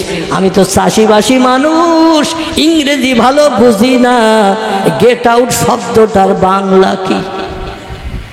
ছেলে ইংরেজিতে দক্ষ হয়েছে, তাই বাপেরে বলছে গেট আউট। বাপ বলছে আমি তো চাষিবাসী মানুষ, নাঙল গরু নিয়ে শুধু মাঠে যায়, চাষ করি, ফসল কাটি, বাড়ি আনি, তোদের মুখে 2 অন্ন তুলে দেওয়ার জন্য। গেট আউট তো বুঝি না, একটু বাংলা বল। ছেলে একটু চিন্তা ভাবনা করে বলছে বেরিয়ে যাও ঘর থেকে, এ ঘরে তোমার আর থাকার অধিকার নাই। বাপ বলছে এই কথাটা যদি তোর 3 মাস বয়সে শুনতাম কিংবা 1.5 বছর বয়সে শুনতাম, বেশি সময় না, 3 মিনিট তোর নাকটা একটু টিপে ধরে রাখতাম। ক মিনিট? 3 মিনিট তোর নাকটা একটু টিপে ধরে রাখতাম। 9টা ধানের চাল কটা বুঝতে পারছিস খুব ভালোভাবে। মনে করেছিলাম বুড়ো টুড়ো হয়ে গেলে যত্ন খাতির করবি। আর মনের মানুষ বিশেন মন্ত্রী পাওয়ার পরে আমাদের বিরুদ্ধে যত সব কুনাম বদনাম অপবাদের কথা বলছে, একটাবার আমাদের কাছে জিজ্ঞাসা করিস না, কারণ তোর বোর কথা হলো 100% সত্য, আমাদের কথাগুলো তোর কাছে সব মিথ্যা। আল্লাহ নবী বলছেন বাপ মায়ের অবাধ্য সন্তান যারা হবে এরা পৃথিবীতে যতই আল্লাহওয়ালা, আল্লাহ প্রেমিক, 5 ওয়াক্ত নামাজি, রমজানের রোজাদার, নফল রোজা, কোরআন তেলাওয়াত, জিকির আজগার যা কিছু করবে আল্লাহর দরবারে একটাও কবুল হবে না। কারণ আল্লাহ বলছেন ওয়াবুদুল্লাহ ওয়ালা তুশরিকু বিহি শাইয়্যা ওয়াবিল ওয়ালিদাইনি ইহসানা। জোরে বলুন একটু আল্লাহু আকবার। আল্লাহ বলছেন বান্দা, ও বান্দিরা, নারী পুরুষ শুনে নাও, সম্ভবত কোরআনের 4 পারে আল্লাহ পাক এই তত্ত্বটি কোট করেছেন। আল্লাহ বলছেন পৃথিবীতে তোমাদের কি জন্য পাঠিয়েছি তোমরা কি জানো? শোনো, ও মা খলাকতুল জিন্না ওয়াল ইনসা ইল্লা লিয়াবুদুন। জোরে বলুন একটু আমিন, আর একটু জোরে বলুন আমিন। আল্লাহ বলছেন 18,000 সৃষ্টি পৃথিবীতে পাঠিয়েছিলাম, এর থেকে ওর থেকে মিলন করি বর্তমান বিজ্ঞানীদের দেওয়া তথ্য 1.5 লক্ষ সৃষ্টি এই পৃথিবীতে বেড়ে গেছে। বাঘ একটা সৃষ্টি, ভল্লুক একটা সৃষ্টি, হাতি একটা সৃষ্টি, ইঁদুর একটা সৃষ্টি, কুকুর একটা সৃষ্টি, মশা একটা সৃষ্টি, মাছি একটা সৃষ্টি, উকুন একটা সৃষ্টি, সার্পক একটা সৃষ্টি। এই সৃষ্টির সংখ্যা বিজ্ঞান বলছে 1.5 লক্ষের উপরে। এখন টোটাল সৃষ্টি উকুন যে কত, দুনিয়ার নামি দামি বিজ্ঞানীদের জিজ্ঞাসা করেন মানুষের মাথায় থাকে যে উকুন, এই উকুন কত কোটি? বিজ্ঞান উত্তর দেবে না, বাড়ি যাবে। কথা বলে বিজ্ঞান বাড়ি যাবে। দুনিয়ার বিজ্ঞানীদের বলা হয় তাম পৃথিবীতে পিপিলিকা যে মাটির চালার ভিতরে থাকে, এই পিপিলিকা টোটাল কত কোটি? বিজ্ঞান উত্তর দেবে, দিতে পারবে? বলে আমরা তো রিসার্চ করিনি, সব দেশে যে স্যাটেলাইট মারিনি, আর মাটির তলায় কত জায়গায় কোন জায়গায় পিঁপড়ে আছে তাও তো খোঁজের নেয়নি। মানুষ যেটা জানে না সেটা জানে কে? মানুষ যেটা দেখতে পায় না সেটা দেখতে পায় কে? মানুষ যে কাজটা করতে পারে না সে কাজটা সবার আগে করতে পারেন কে? নারায়ে তাকবীর। সেই আল্লাহ সুবহানাহু তাআলা তিনি বলছেন তোমাদের দুনিয়ায় পাঠিয়েছি সমস্ত সৃষ্টির ভিতরে দুটি জাতিকে, একটি জাতিকে বানিয়েছি আমি আল্লাহ কোন শব্দের মাধ্যম দিয়ে? আগুন দিয়ে বানিয়েছি। এর নাম হলো কোরআনের ভাষায় জিন। কি নাম? বর্তমান প্রযুক্তির বিজ্ঞানীরা জিন বিশ্বাস করে না। আপনি যদি বলেন বিজ্ঞানের থিওরির কথা বিশ্বাস করি, জিন মানি না, আপনার ঈমান থাকবে? এই কথা বলেন। কোরআনে একটা কথা যদি অবিশ্বাস করেন, শরীয়তের ফতোয়ার কিতাব নাম তার হেদায়া, শরীয়তের ফতোয়ার কিতাব নাম তার ফতোয়া দুররে মুহতার, শরীয়তের ফতোয়ার কিতাব নাম তার ফতোয়া কাজী খান, শরীয়তের ফতোয়ার কিতাব নাম তার ফতোয়া মুহিত, শরীয়তের ফতোয়ার কিতাব নাম তার ফতোয়া আলমগিরি। এইভাবে শরীয়তের ফতোয়ার কিতাব মারাকিউল ফালা বিখ্যাত ফতোয়ার কিতাবে লেখকেরা লিখেছেন কোরআনের একটা কথা যদি কোনো মুসলমান মানতে বিশ্বাস করতে আপত্তি দর্শায়, লোকটি নিশ্চিন্ত মনে কাফের হিসাবে বিবেচিত হবে। আমি দেবকের ভাইদের কাছে বলবো, কোরআনের সব কথাগুলো যদি মগজে অ্যাডজাস্ট না হয়, বর্তমান প্রযুক্তি বিজ্ঞানীদের কথা মোতাবেক সব কথা যদি আমার মেমোরিতে সত্যি হিসাবে বিশ্বাস না হয়, তাহলে আমি অবিশ্বাস করব কোরআনের কথা। কথা বলে কোরআনের কথা অবিশ্বাস করব? কোরআনের কথা অবিশ্বাস করলে সব ফতোয়ার কিতাবে লেখকেরা লিখেছেন ও লোকটা কাফের হিসাবে বিবেচিত হবে, আর কাফের ঠিকানা হবে জাহান্নাম। জোরে বলুন একটু নাউজুবিল্লাহ। এই জন্য যদি কোনো কথা আমাদের মগজে অ্যাডজাস্ট না হয়, মিল না হয়, তবু বিশ্বাস করো কোরআন সত্য, বিজ্ঞানীদের দেওয়া তথ্য এগুলো হলো মিথ্যা। জোরে বলুন একটু আমিন। তাহলে জান্নাতের অন্তত আমানি একটু পাওয়ার সুযোগ। আমানি বোঝান তো নাকি? আমাদের ছোটবেলায় ভাত কম থাকলে মেয়ের একটু চালাকি করত, একটু ভাতের হাঁড়িতে পানি ঢেলে দিয়ে একটু আমানি দিয়ে ভাত দিত। ভাত নজরে দেখা যেত না, উপরে শুধু পানি ভাসত। বলতো আগে চুমুর দিয়ে পানি টান, আমানি পরিষ্কার করলে ভাতের মুখ দেখতে পাবি। ঠিক না ভুল? এখন তার পান্তা কেউ খায় না, খায় নাকি? দুটো একটা চাষিবাসী মানুষ খায়, অধিকাংশ মানুষ চার দোকানে দিয়ে চা খায়, রুটি খায়, বিস্কুট খায়, কলা খায়, এটা খায় ওটা খায়। এখন সে বাসি ভাত খাওয়া বন্ধ হয়ে গেছে। যাই হোক, আপনি যদি সামান্য পরিমাণের ইমানদার, কোরআন বিশ্বাসী, মেনে চলতে পারেননি, কোরআনের সব কথা মেনে চলতে পারেননি, সব কোরআনের নিয়ম কানুনগুলো বাস্তব জীবনে রূপদান করতে পারেননি, কিন্তু বিশ্বাস যদি করেন কোরআনের সব কথা সত্য, সেই খোদার কসম একদিন না একদিন আপনার জন্য জান্নাত হালাল হবে। আর সুখের খবর হলো যেদিন জান্নাত হালাল হবে সেই দিন থেকে নিয়ে কোটি কোটি বছর আগামী ভবিষ্যৎ জিন্দেগি আপনাকে জান্নাতের সুখ ভোগ করার সুযোগ হবে। কোনদিন কোনো ব্যক্তিকে বলা হবে না ১,৫০০ বছর জান্নাতে আসিস, একটু বেরিয়ে যা বাইরে, আরেকজনকে ঢুকিয়ে দেয়া হবে, আরেকজনকে তোর জায়গায় সুবিধা দেয়া হবে, স্বস্তি দেয়া হবে। এমনটা জান্নাতীদের নসিবে কোনোদিন জুটবে না। জান্নাত মানে জান্নাত, চির সুখের স্থান। সেখানে শুধু সুখ আর সুখ, আনন্দ আর আনন্দ, ফুর্তি আর ফুর্তি। জোরে বলুন একটু আমিন। আচ্ছা, হুজুর এসেছে নাকি? এখনো আসেনি তো? 12টা তো বেজে গেল প্রায়। একটু প্রাণ ভরে মহব্বতে দরুদ শরীফ। আল্লাহুম্মা সাল্লি আলা। কোন করেছে?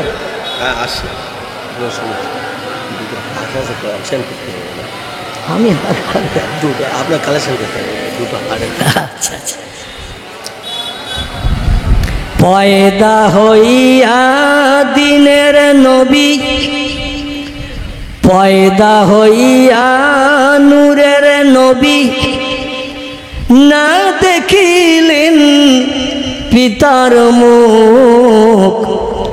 6 বৎসরের কালে নবী হারাইলেন যে মায়ের বুক। আল্লাহুম্মা সাল্লি আলা সাইয়্যিদিনা মাওলানা মুহাম্মদ ওয়া আলা আলি সাইয়্যিদিনা মাওলানা।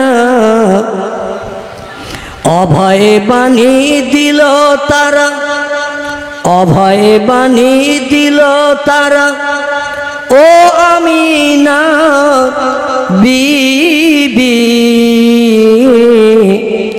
শিশু পুত্র তোমার হবে, শেষ জামানার নবী।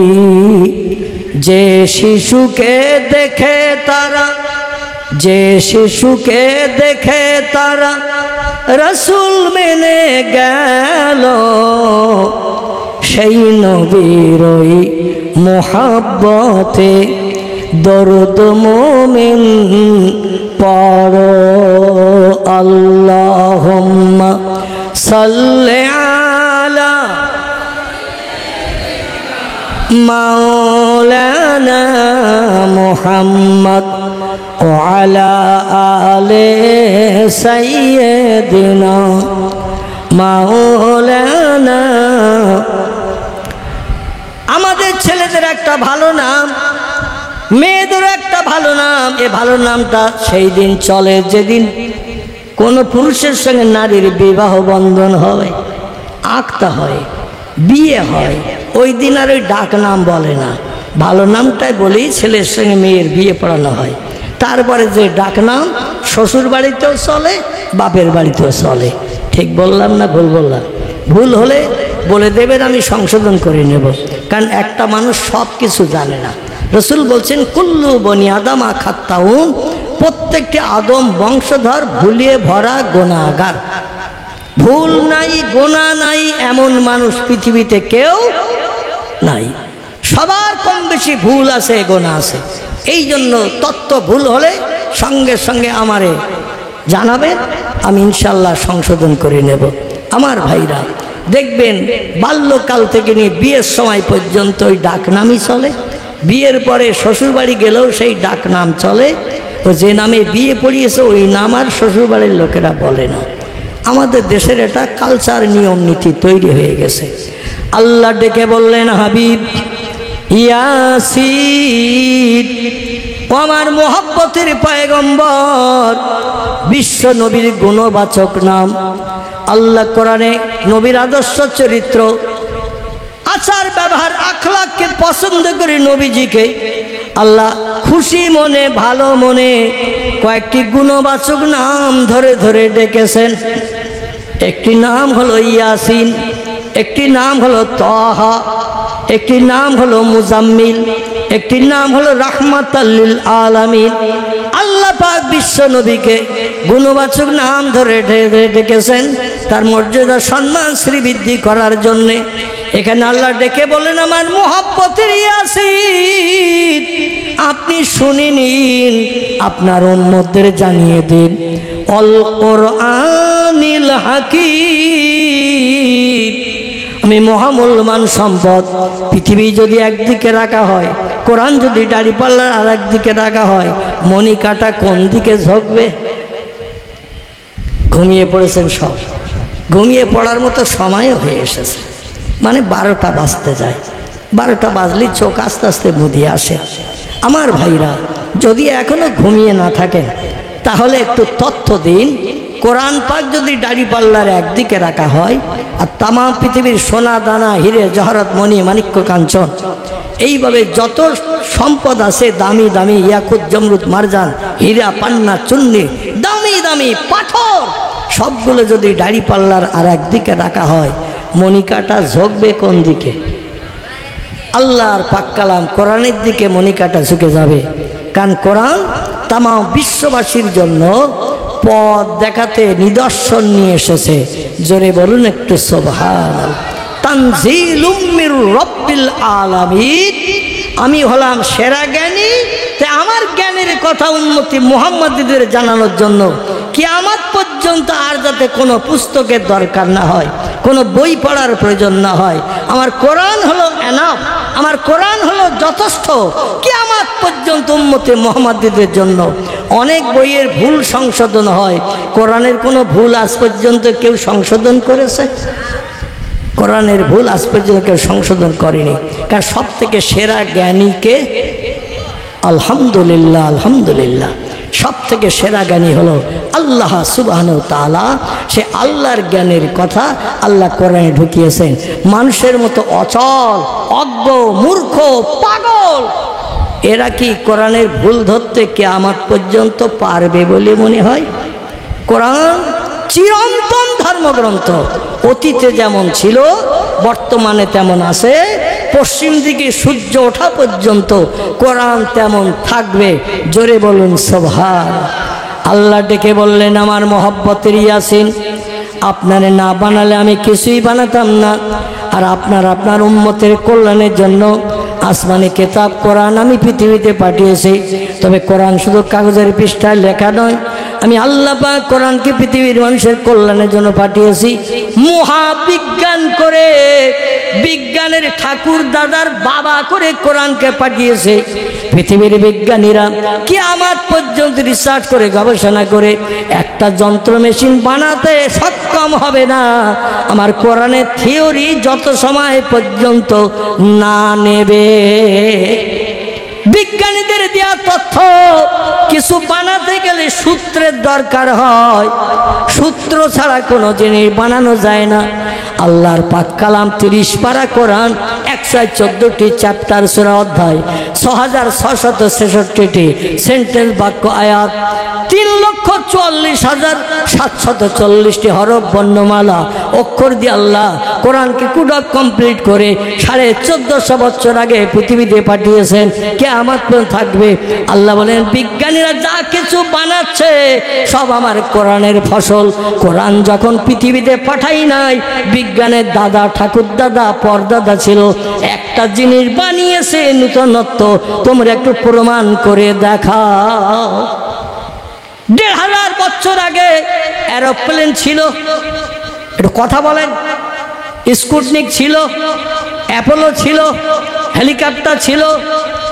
1500 বছর আগে রেডিও ছিল, টেলিভিশন ছিল, মোবাইল ছিল। 1500 বছর আগে আমার ভাইরা মাটি কাটা গাড়ি কি তৈরি হয়েছিল, যারা ইংরেজিতে বলে জেসিবি। 1500 বছর আগে পৃথিবীর বিজ্ঞানীরা কিছুই বানানোর সুযোগ পায়নি, কারণ কিছু বানাতে গেলে সূত্র লাগে। আর টোটাল কোরআনের ভিতরে কিয়ামত পর্যন্ত উম্মত উম্মতে মুহাম্মাদের সুখ দেওয়ার জন্য, সুখী জীবন গঠন করে বসবাসের জন্য। আল্লাহ বলছেন শুধু আমার একটু ইবাদত বন্দেগী করো, মসজিদে আযান শুনে মসজিদে জামাতে শরীক হও, আমার জমিনে একটু মাথা নত করে আমার নামের তাসবিহ পড়ো, সুবহানা রব্বিয়াল আলা, সুবহানা রব্বিয়াল আলা। আমরা পড়ি না? না অন্য পড়েন আপনারা? দুনিয়া সব দেশে সেজদার তাসবিহ এক না দুই? সব দেশে সেজদার তাসবিহ এক। এই শব্দটি হলো আরবি ভাষা, এর বাংলা অর্থ হলো হে মহান পবিত্র আল্লাহ, সুবহান সুবহান। শব্দটির বাংলা অর্থ হলো হে মহান পবিত্র আল্লাহ, তুমি খাও না, ঘুমাও না, পেশাব করো না, পায়খানা করো না, আমাদের মতো স্বামী স্ত্রী মিলন করো না, জীবন যৌবনে ক্ষুধানিবৃত্তি করো না। আল্লাহ তুমি 24 ঘন্টা দৈনন্দিন অতীত কালেও ছিলে পবিত্র, বর্তমান কালেও আছো পবিত্র, ভবিষ্যতেও থাকবে তুমি নাপাক নাকি? হ্যাঁ, ভবিষ্যতেও থাকবে তুমি পবিত্র।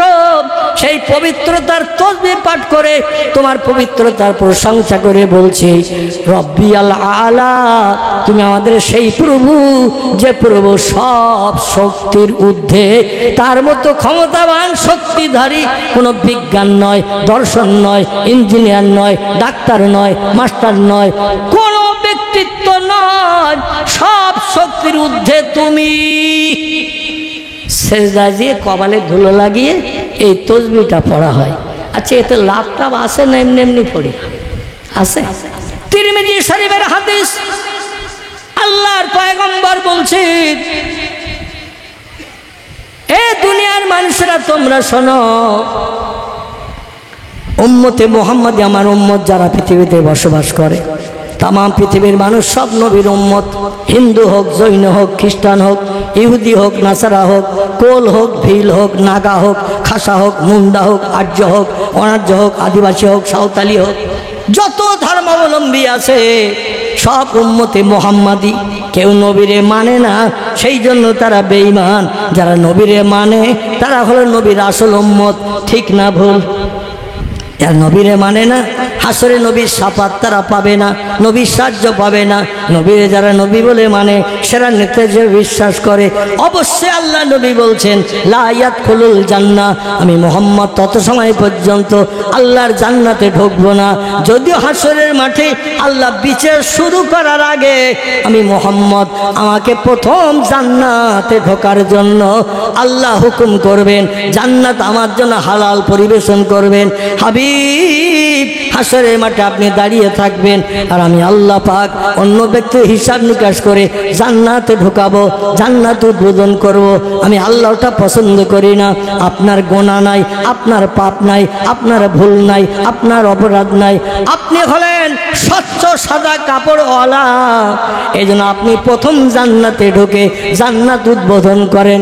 রসুল বলবেন লা ইয়াদখুলুল জান্নাহ, আমি মুহাম্মদ আল্লাহর তরফ থেকে প্রথম যখন পারমিশন পাবো জান্নাত উদ্বোধনের জন্য, কিন্তু আমি জান্নাতে ঢুকবো না, ঢুকবো না, ঢুকবো না, হাত্তা ইয়াতাকে ওয়ায়ুখরিজু মিনান নারে মান ক্বালা লা ইলাহা ইল্লাল্লাহু ওয়া ফি কলবিহি উজনুন জাররাতিন মিন খায়র, রাওয়াহু মুসলিম। ইমাম মুসলিম বিন হাজ্জাজ রাহমাতুল্লাহ আলাইহি ওনার লিখিত সহিহ হাদিসের কিতাব, নাম তার সহিহ মুসলিম শরীফ। এই মুসলিম শরীফে ইমাম মুসলিম বিন হাজ্জাজ রাহমাতুল্লাহ আলাইহি নবীর এই উক্তিটি, কওলটি লিপিবদ্ধ করেছেন।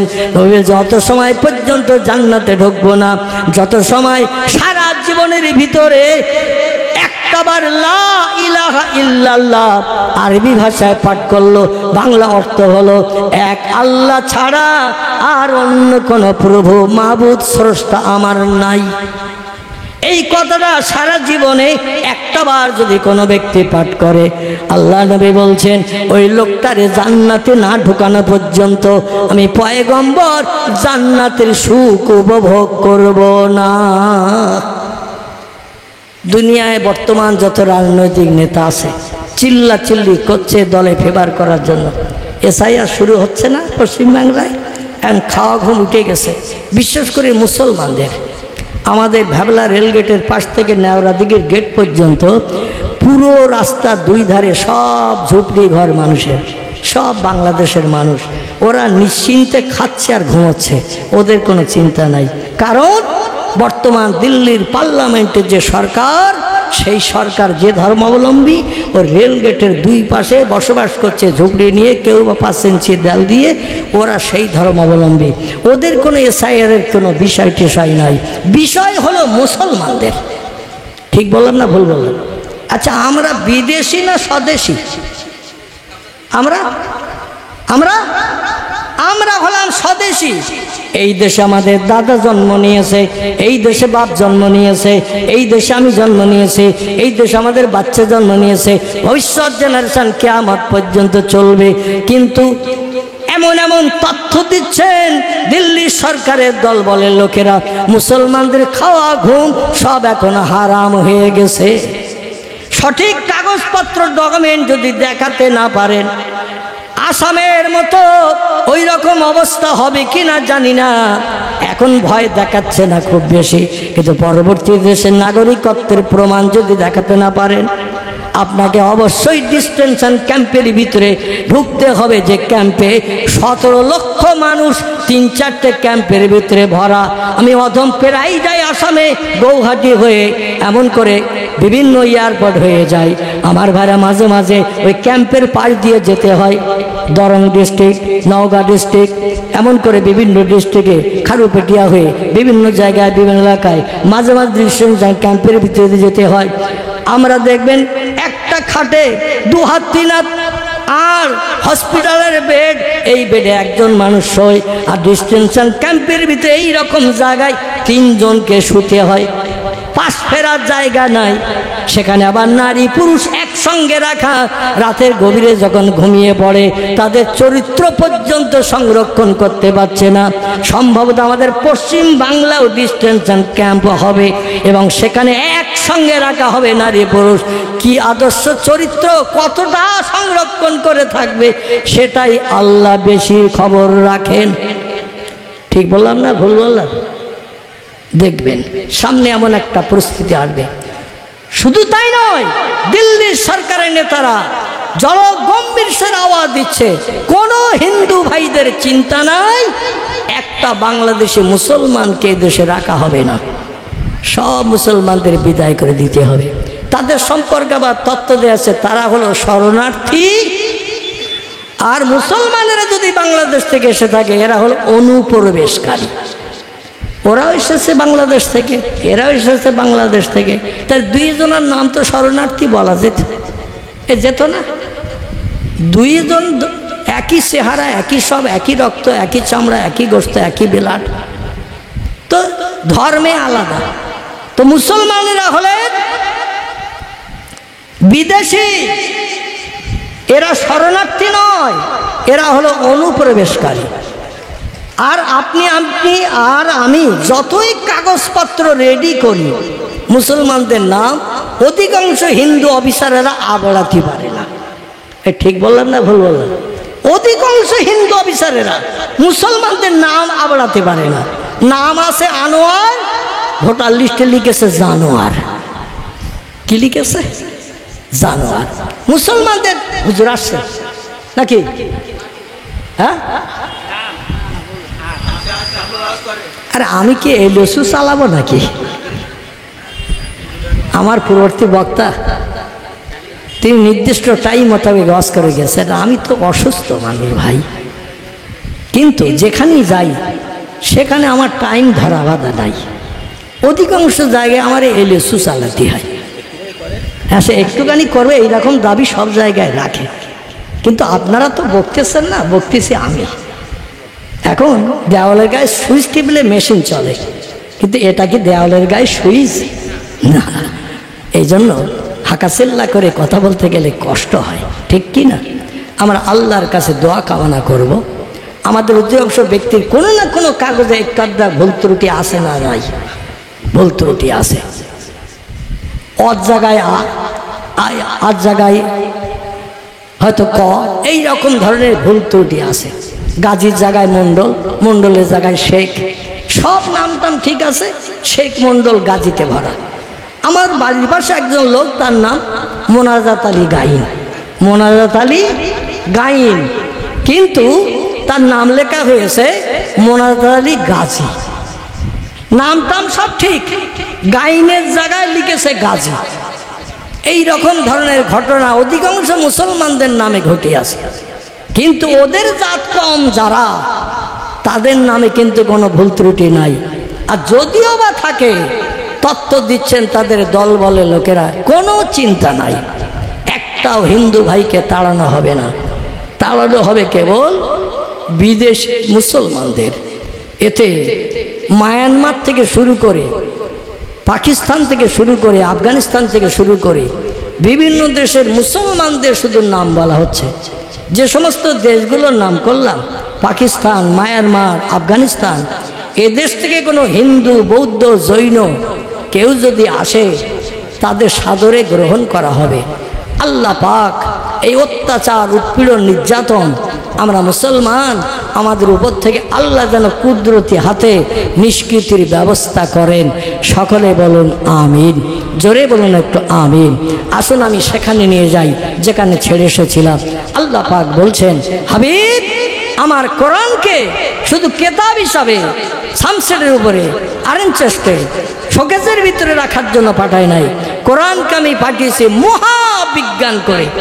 বিজ্ঞানের ঠাকুরদাদার বাবার ক্ষমতা নাই। আমি যা কিছু তথ্য কোরআনে পরিবেশন করেছি সব আমার পয়গম্বরদের জীবনী দিয়ে। জোরে বলুন একটু সুবহানাল্লাহ। কাদের জীবনী বললাম?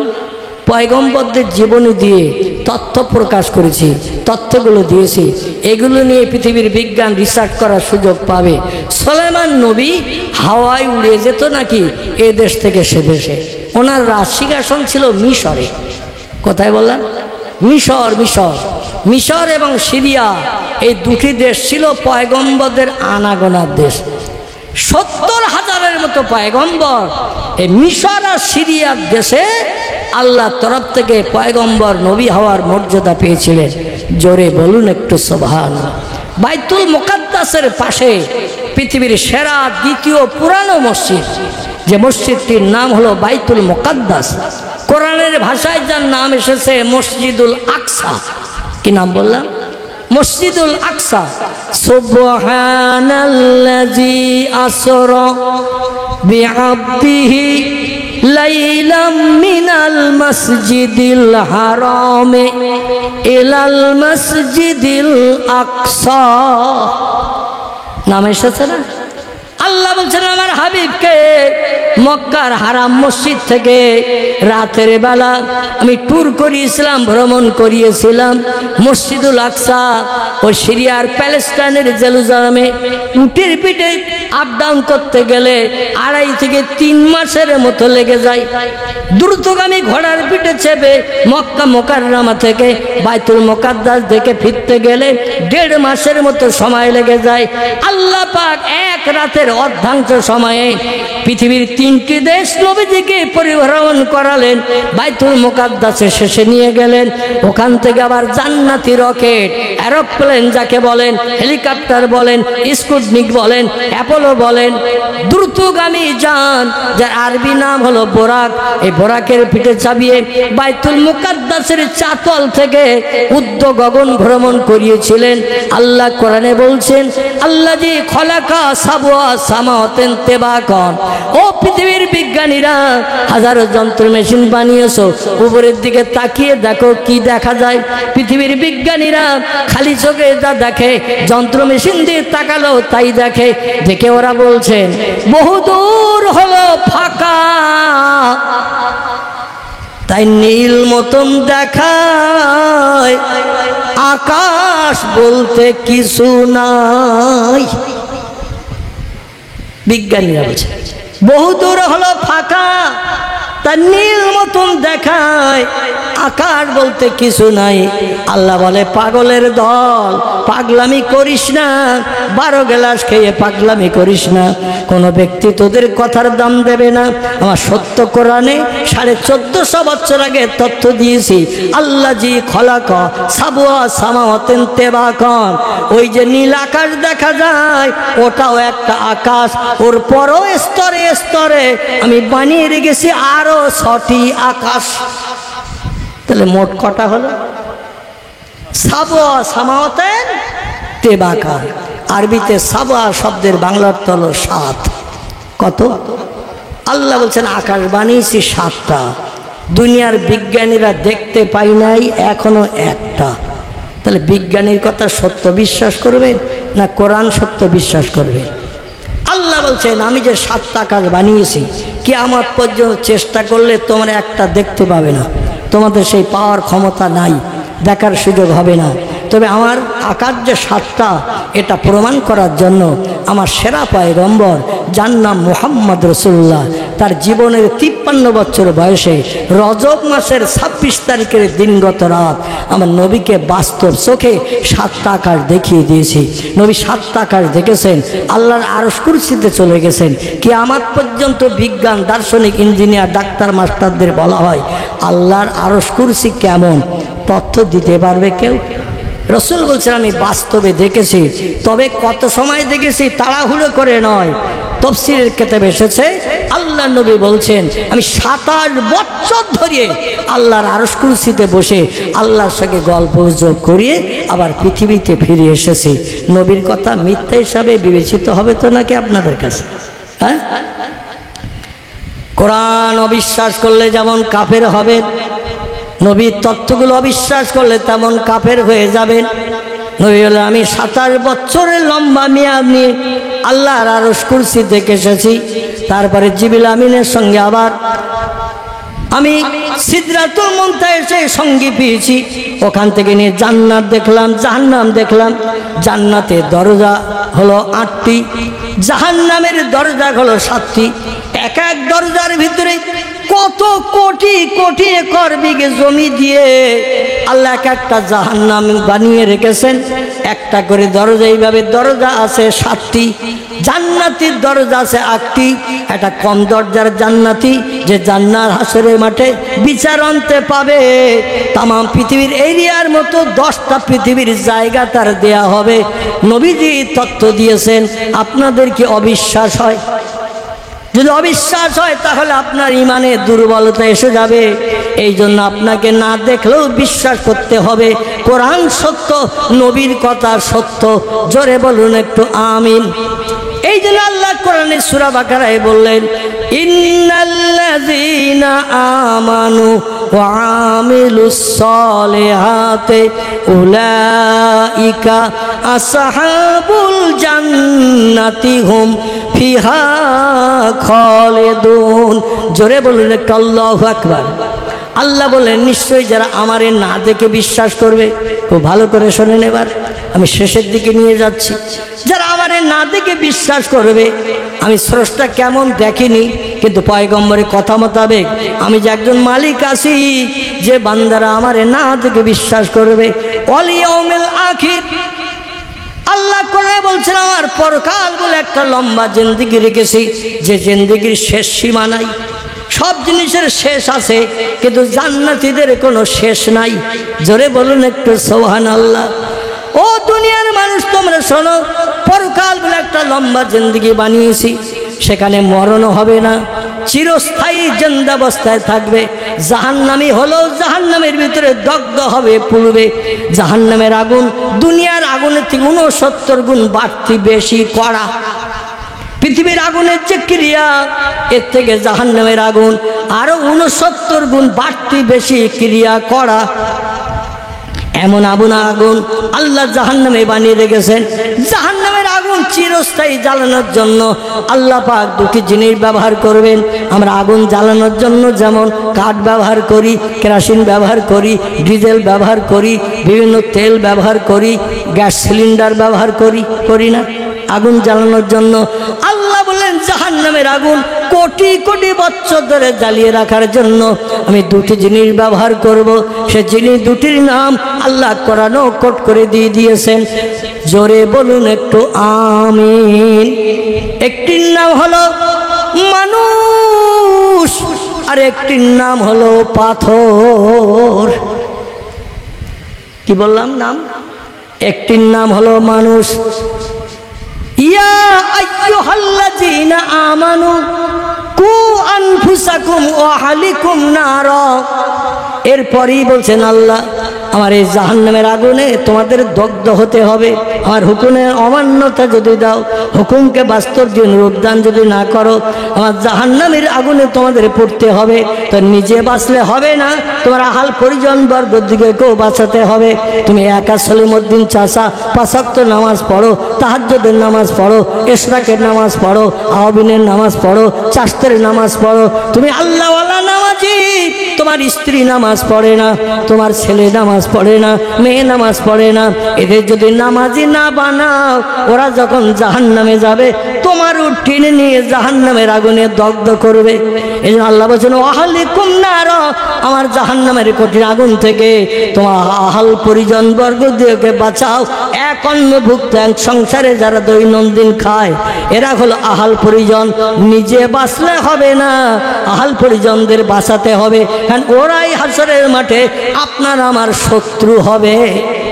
এরপরে আল্লাহ বলছেন ওকুদুহান নাস, জাহান্নামের আগুন চিরস্থায়ী জ্বালিয়ে রাখার জন্য আমি মানুষকে কাঠ বানাবো। আল্লাহ তারপরে বলছেন অল হেজারত, আমি জাহান্নামের আগুনকে জ্বালিয়ে রাখার জন্য কোটি কোটি বছর ধরে পাথরগুলোকে ব্যবহার করব। পাথর আর মানুষ হবে জাহান্নামের আগুন জ্বালানো কাঠ। নবী বলছেন সাহাবীরা, তোমরা কি দেখেছ পাহাড়ের মাথা দিয়ে ঝর্ণার পানি ঝরে? বর্তমান যুগে বিজ্ঞানীরা টেলিভিশন মেশিন বানিয়েছে, বিভিন্ন দেশান্তরে পাহাড়ের ছবিগুলো যখন দেখায়, ঝর্ণার বাড়ির রান্নাঘরে বসেও ঝরছে কলকল করে, দেখতে পাওয়া যায় না? যায় না? কি কথা বলে? টেলিভিশনের পর্দায় ঘরে রান্নাঘরে বসেও দেখলে দেখতে পারবেন বিভিন্ন পাহাড় থেকে ঝর্ণার পানি ঝরে। আবার কিছু পাহাড় আছে হাজার হাজার বছর ধরে দাঁড়িয়ে আছে, এক ফোঁটাও পানি ঝরে না। আছে না নাই? পয়গম্বর বলেন সাহাবীরা, তোমরা কি জানো কিছু পাহাড় দিয়ে ঝর্ণার পানি 24 ঘন্টা ঝরছে, কল কল করে বেরিয়ে আসছে, কিছু পাহাড়ের ভিতর থেকে এক ফোঁটাও পানি বার হয় না। বিষয়টা কি? সাহাবীরা বললেন আল্লাহু আলাম ওয়া রাসূলিহি, আল্লাহ এবং তার রাসূল এ সম্পর্কে বেশি খবর রাখেন, আমরা জানি না। ইয়া রাসূলুল্লাহ, আপনি বলে দিন তথ্যটা কি? নবী বললেন শোনো, পৃথিবীতে পাহাড় 2 রকমের আছে। করকম? পাহাড় 2 রকমের আছে। এক ধরনের পাহাড় হলো মরা, এক ধরনের পাহাড় হলো জিন্দা। এক ধরনের পাহাড় হলো জিন্দা, জিন্দা পাহাড় গজায়, আর মরা পাহাড় যুগ যুগ ধরে একই অবস্থায় থাকে। এই পাহাড়গুলো হলো মরা। নবী বলছেন সাহাবীরা, জিন্দা পাহাড় তারে বলা হয় যে পাহাড়ের মাথা দিয়ে কলকল করে বিনা মেশিনে অঝর ঝরে পানি ঝরতে থাকে, কলকল করে পানি নামতে থাকে। এই পানিগুলো আসলে ঝর্ণার পানি নয়, এগুলো পাহাড়ের চোখের পানি। জোরে বলুন একটু সুবহানাল্লাহ। নবীর কথা মিথ্যে হিসাবে আপনি ধারণা করলেই কিন্তু কাফের হয়ে যাবে। শরীয়তের ফতোয়ার কিতাব এই তথ্য দিয়েছে। এই জন্য নবী বলছেন জিন্দা পাহাড় যেগুলো তারা কাঁদে। সাহাবীরা বলছে ইয়া রাসূলুল্লাহ, পাহাড় কেন কাঁদে? আল্লাহর পয়গম্বর বলছেন কোরআনের আয়াত কি পড়ো নাই? অকুদুহান নাসু ওয়াল হিজারাতু আলাইহা, জাহান্নামের আগুন কোটি কোটি বছর ধরে জ্বালিয়ে রাখার জন্য আল্লাহ 2টি জিনিস ব্যবহার করবেন। একটার নাম হলো মানুষ, একটার নাম হলো পাথর। পাথর জ্বালিয়ে আল্লাহ জাহান্নামের আগুন জ্বালিয়ে রাখবেন। যেমন কয়লা যদি ধরিয়ে দেয়া হয় অনেক সময় আগুন জ্বলতে থাকে না? থাকে না? কয়লা যদি যদি জ্বালিয়ে দেয়া হয় আগুন থাকবে অনেক সময়। আল্লাহ কয়লার মতো পাহাড়কেও সেদিন বানিয়ে নিয়ে জাহান্নামের আগুন চিরস্থায়ী জ্বালিয়ে রাখবেন। এই পাহাড়গুলো এই তথ্য যখন শুনলেন তখন থেকেই জাহান্নামের আগুন থেকে নিষ্কৃতির জন্য আল্লাহর দরবারে জিন্দা পাহাড়গুলো কান্না শুরু করে দিল। ওরা এত কান্না কাঁদে জাহান্নামের আগুনে দগ্ধ না হওয়ার ভয়ে। তাই ওদের চোখের পানিগুলো বর্তমান প্রযুক্তির বিজ্ঞানীরা ঝর্ণার পানি বলে অভিহিত করেছে। আসলে পানি ঝর্ণার পানি নয়, এ হলো জাহান্নামের আগুনের ভয়ে নিষ্কৃতির জন্য পাহাড় 24 ঘন্টা ধরে কাঁদে। জোরে বলুন একটু আমিন। খুব বেশি দূর আপনাদের যেতে হবে না, এই পশ্চিম বাংলার কয়েকটি অঙ্গরাজ্য জেলা আছে, সেখানে গেলেই কিন্তু আপনি পাহাড় দেখতে পাবেন। যেমন আমাদের এই পশ্চিম বাংলার এমন করে মুর্শিদাবাদ মালদা ডিস্ট্রিক্ট পেরিয়ে যে আপনি যখন দিনাজপুরের দিকে চলে যাবেন বা বর্ধমান হয়ে যখন আপনি চলে যাবেন বাঁকুড়ার দিকে, বর্ধমান ডিস্ট্রিক্ট পেরিয়ে যখন বাঁকুড়ায় ঢুকবেন, বাঁকুড়ায় গেলে দুটি পাহাড় আপনার দেখার সুযোগ হবে। সম্ভবত 1982 সাল হবে, যদিও 1-1 বছরে ডিভাইড হতে পারে, আমার ডায়েরি না দেখেই তথ্যটা দিচ্ছি। 1981 কিংবা 82 সাল হবে। এখান থেকে অন্তত 38-39 বছর আগের কথা বলছি। আমি তখন মোটর বাইক চালিয়ে জলসা করতে যেতাম পশ্চিম বাংলার বিভিন্ন জেলায়। আমার মোটর বাইকের 4 বার ইঞ্জিন পাল্টানো হয়েছে, চলেছে মোট 4 লক্ষ কিলোমিটার। কতটা বললাম? 4 লক্ষ কিলোমিটার। আপনারাই দেবকের মানুষ অবশ্যই দেখেছেন, কারণ আমি এখান থেকে পাস করে সপ্তাহে 1 দিন করে খিদিরপুরে যাই। আমার মোটর বাইকটা আপনারা অবশ্যই দেখেছেন, ইয়ামা গাড়ি ছিল। এই কিছুদিন আগে বিক্রি করে দিয়েছি। কিনেছিলাম 20,100, বেচেছি 18,000। কত বললাম? 18,000-এ বেচেছি 40 বছর চালানোর পর। বিক্রি হবে এরকম দামে? কারণ এই গাড়িটা হাডি গাড়ি, 4 বার ইঞ্জিন পাল্টিয়েছে, 4 লক্ষ কিলোমিটার চালিয়েছে। এই গাড়ি করে বাড়ি থেকে চলে গেছি বাঁকুড়া জেলার সদর শহর। এমন করে ওই বাঁকুড়ার সদর শহর জেলা থেকে একটু উত্তর দিকে যেতে একটি জায়গার নাম হলো বাদুলাড়া। কি নাম বললাম?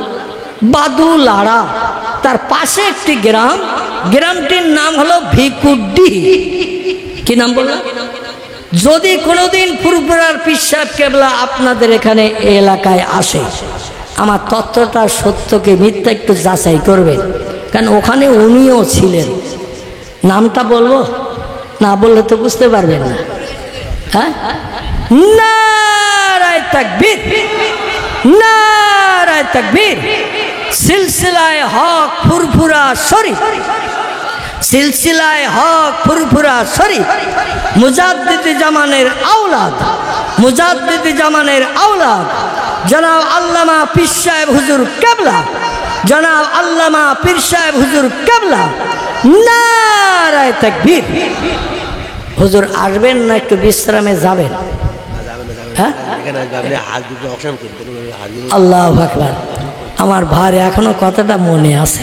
আমি মনে করছিলাম বোধহয় বক্তৃতা করতে করতে ভুলে যাবেন, কিন্তু উনি এখনো বলেননি। মানে বলছেন 2টি হাঁস দান হয়েছে, দান করা হয়েছে। এখন হাঁস 2টি অকশন করতে বলছেন। আপনাদের কাছে